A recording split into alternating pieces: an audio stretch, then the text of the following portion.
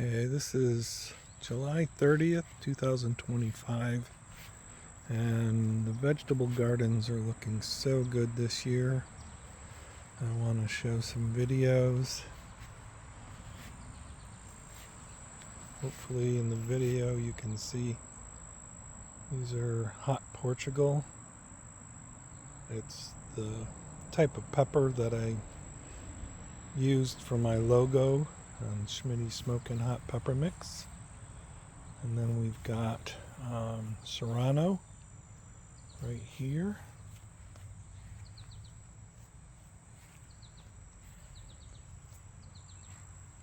And then some cayenne here. And everything looks so good. I removed the plastic weed barrier, and I've just been spending a lot of time weeding. These right here, Jen has asked me this if I could grow some sweet peppers this year and make a smoked, not hot pepper mix for her. So there's some more sweet ones down here. This is where the beets were that we just harvested last weekend. And I now have spinach planted there. Here's our kale for the first time ever. And boy, what do we got? 1, 2, 3, 4, 5, 6, 12 kale plants. And we've been putting in our salads, and I've become a kale convert. And this monstrosity is my summer squash. It's actually quite amazing. I've never had such beautiful summer squash.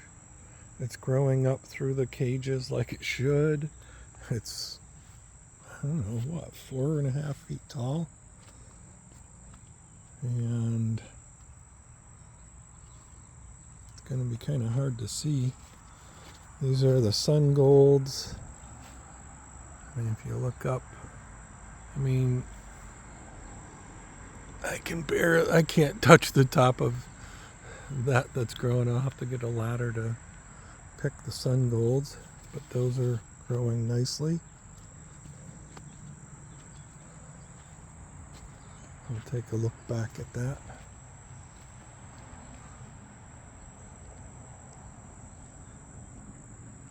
And here, oh look they're coming up. I don't know if I can get it, but this was cucumbers. We got a few, and then they got bugs and just were not doing well. So that came out. I added a few more habaneros here, and now I've planted radishes that are coming up, and that was only a few days ago. So these are all habaneros. This sort of patch right here, that was all cilantro that we put up so much. It grew so well back here that we have a whole mess in the freezer. Now these two beds were the garlic that came out July 4th, and the next day or 2 days later I planted these bush beans. Jen had picked them out last year, and they hold up so well freezing. They stay nice and crisp and very good eating after freezing.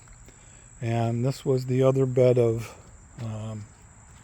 garlic, and I waited a month, and just the other day planted a whole bed of beets. And this is my first year. Jen has converted me to beets. I love them. They're easy to put up for the winter. We love them in salads as a side.